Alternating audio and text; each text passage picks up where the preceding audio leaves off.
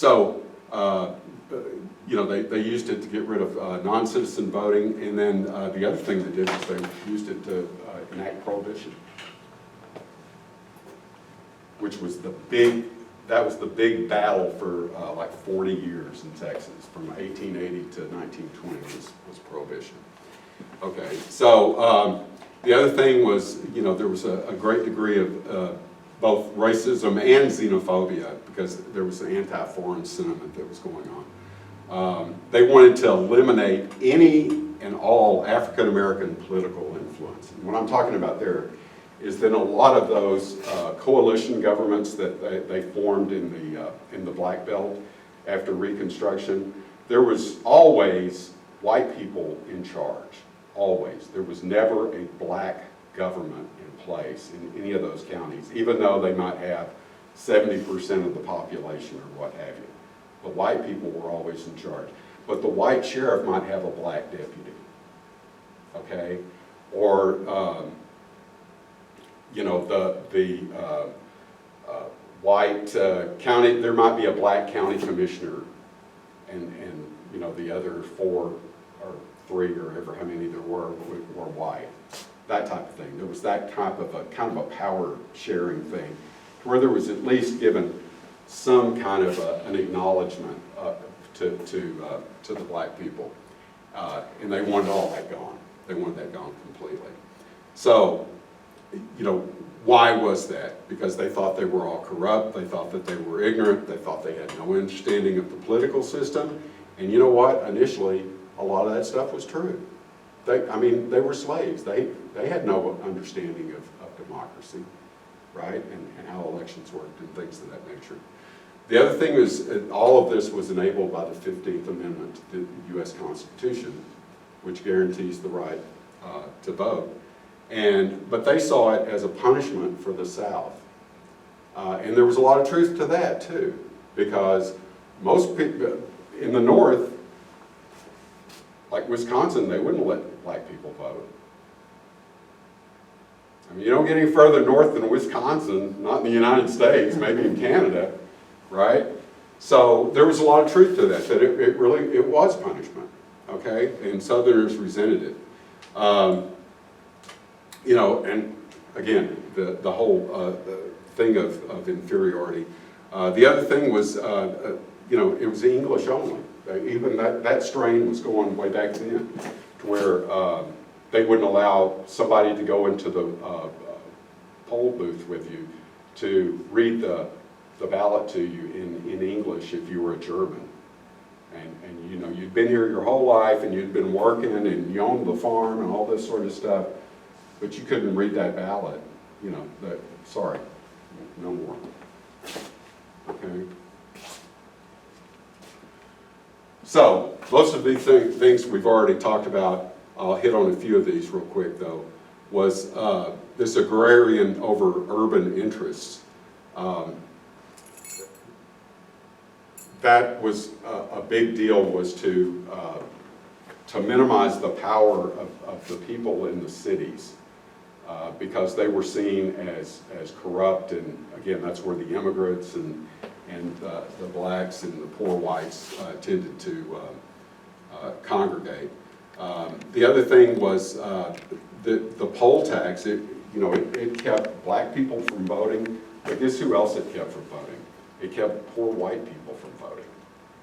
Because $3 is $3, whether you're black or you're white, and they couldn't get away with charging, it to black people only. By the way, I forgot all about the microphone. Can y'all hear me okay? Okay, I apologize. I get to talking, I get excited. What can I say? Okay. All right. The other thing is religion. There was a decidedly anti-Catholic strain to all of this that was going on. Because who's Catholic? Well, the Germans are Catholics. The Hispanics are Catholics. Who's not Catholic? The white Protestants. Okay? Because remember, Texas didn't get many immigrants from Europe that weren't from kind of the northern part. I put this in here, it's a little bit out of place, but the Democratic Party even before there was a Republican Party, in 1850, early 1850, I think it was 1852, there was a deal, the first reference I said where they referred to the Democratic Party as the white man's party. And back then it was the Whigs. The Whigs were the party of the Negroes, okay? So this is a strain that goes way, way back with the Democratic Party up until this point. Okay, again, the reasons that these guys wanted to gain the power, you know, the social engineering, the things that we talked about. It disfranchised the illiterate because after they, you know, nobody could read to them. You had to go in there by yourself. Nobody could help you. And then, you know, kind of there's a psychological impact. I don't harp on that too much, but anyway. So, any questions so far? And I'll kind of show you how it all played out because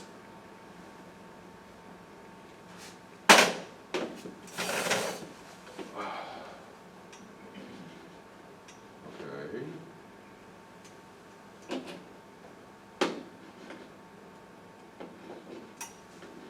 Oh.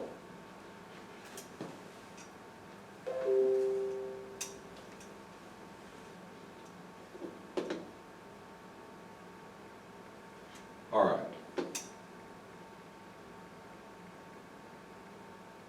Okay, so in 1874, in Caddo Parish, everybody know where Caddo Parish is? Shreveport? Going across there on your way to Bossier City? Caddo Parish, Ward 3, they are the first place that I found that ever, or the oldest place that I found that referenced a white man's primary election. And they had one in 1874 for that ward. And you had to, pledge that you would vote for the candidate, whoever it was that won, that if you had anybody that worked for you that didn't vote for that candidate, whoever won, that you would fire them, and just some different, kind of us against them type rules. And they're the first instance that I saw of that. In 1876,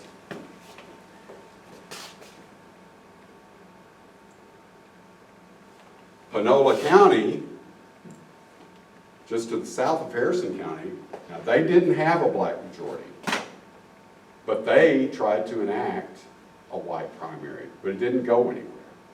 It was just an article in a newspaper that I found, and then it just kind of evaporates, right?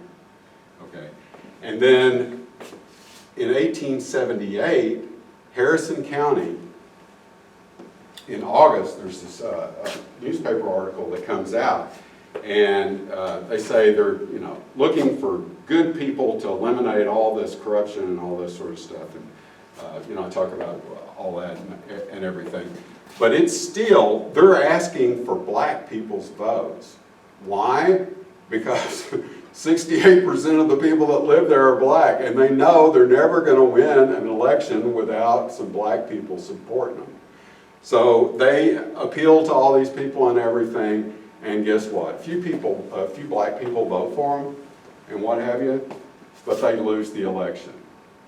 Until they discover that one of the ballot boxes where they're collecting the ballots was actually in the wrong place. It was in the wrong precinct when the people voted. So they threw those votes out, and it happened to be one where all the people were black that voted in it, and they won the election. Okay? Once they won the election, okay, I say they won the election. They said they won the election. Nobody else said that they won the election. There was fights and what have you, and there was actually an armed confrontation in the courthouse when they went in there to quote, take their rightful place, i.e., you know, the offices, they came with guns and they ran the black people out. Once they were in power, they weren't going to give it up, okay? And so in 1880, they had another election, and this time they said, anyone can vote in this election as long as they promise to support whoever the nominee is, and they're white, or they're white, or they voted in the last primary election for the Harrison County Citizens Party. Okay? So they're winnowing it down to just the people that support them, right? It's not like anybody can go in there and vote. And then by 1882, it was like there's no more of this business. You know, you got to be white or you can't come in here and vote, right? But you didn't have to vote for them before. You just had to be white. Okay? So that's what I call the redemption phase. The revolution phase is exactly that. I mean, it's to where you have an armed revolution. And that, the next instance of it, now keep in mind, that was 1878. In 1888, down in Fort Bend County, which I don't know if you guys know where Fort Bend County is, but it's way down, it's south of Houston. And y'all get, y'all get to see my trusty, I hope it works. There we go, okay. Houston's right here, Harris County, here's Fort Bend County, okay? Now, remember I told you about the 16 counties that were in the Black Belt? 2 of them were in northeast Texas, Marion, Harrison County. The rest of them are down here. This right here, squiggly line, that's the Brazos River.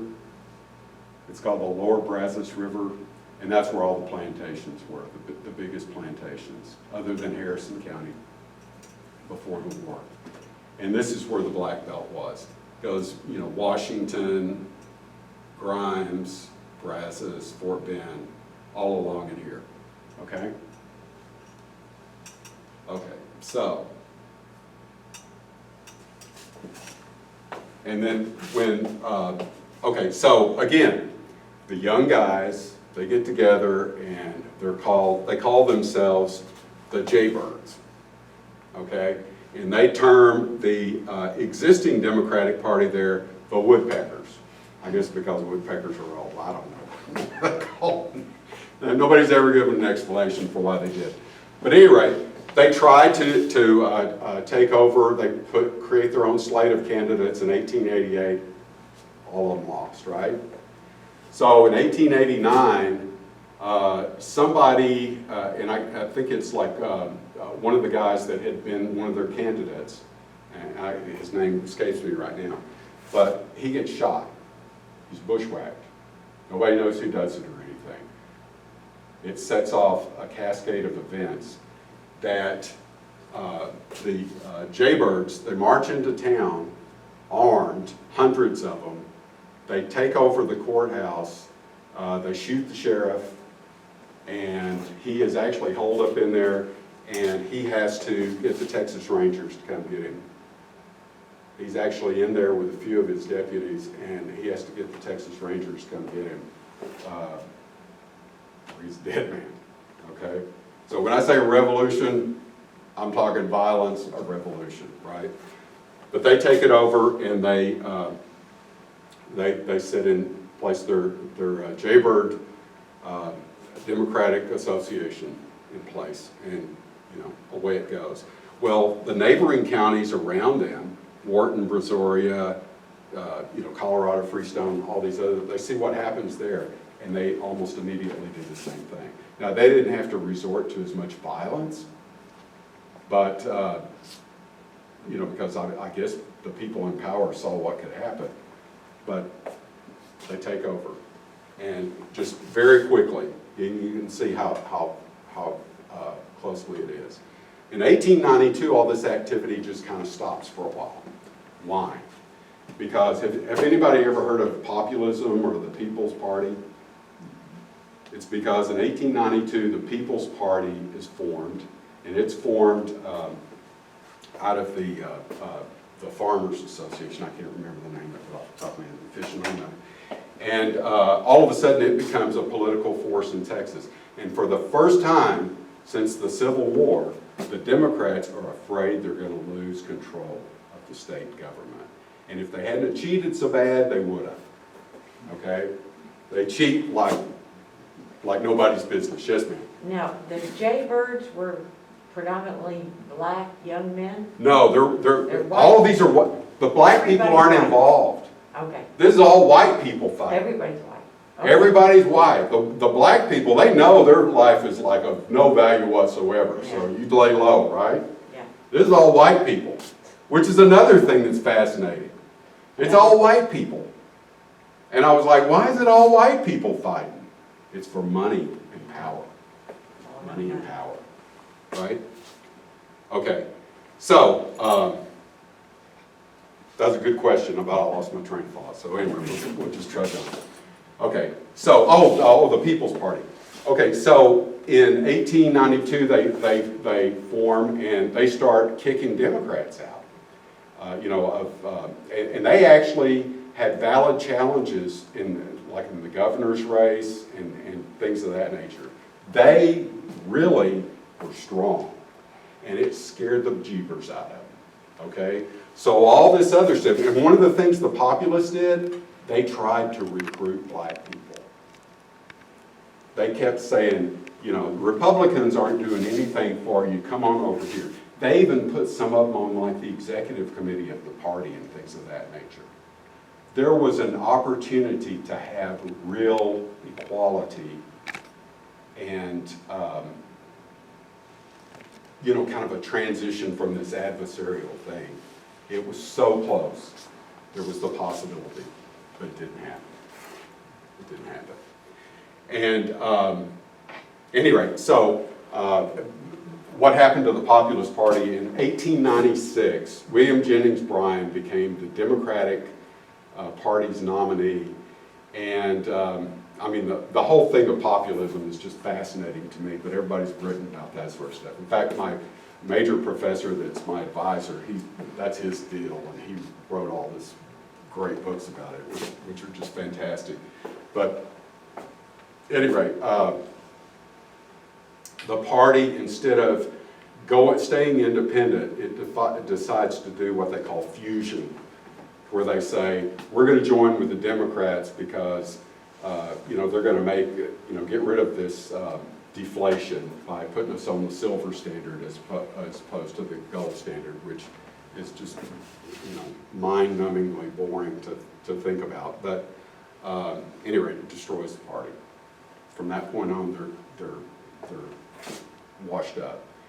And then even in counties, so the next wave of counties in the late 1890s, starting 1898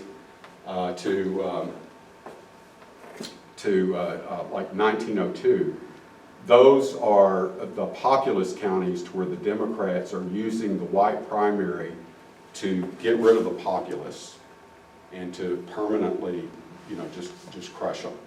Okay, to make sure it's always Democratic Party. And I will say this, after the failure of populism, because of this white primary, there's never been another third party that was viable in Texas. I mean, in our lifetime, there's certainly never been one, right? But before that, there were. Before the populists, there was the Grange, okay? And before that, there was another one, escapes my mind right now. But these things would pop up. And the reason that's important is because it keeps politicians honest. And it allows new ideas to come in, to where it's just not, like a club for like really rich guys that, they're fat, dumb, and happy, and they don't want anything to change. Meanwhile, everybody else over here is dying. Can you see some parallels to what's going on right now? Yes. Yeah, like a lot, right? Yeah. Okay.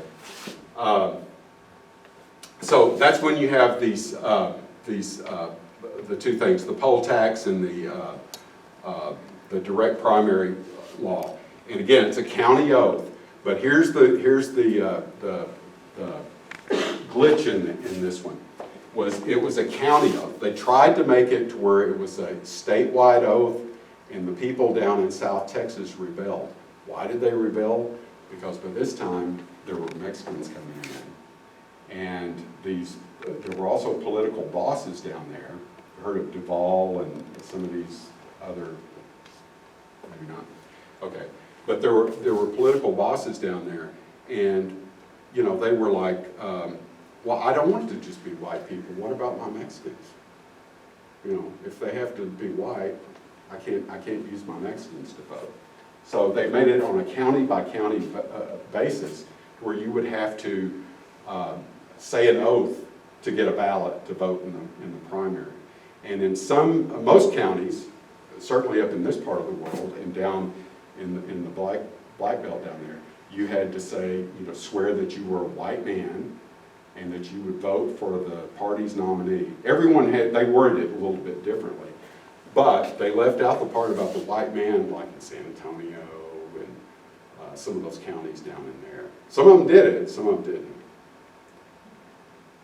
didn't. The other thing, and this just popped in my head, so I'm going to say it because it's one of the more fascinating things that I've found in this. It's like, okay, because the whole Mexican-American thing brings it up. What is a white person?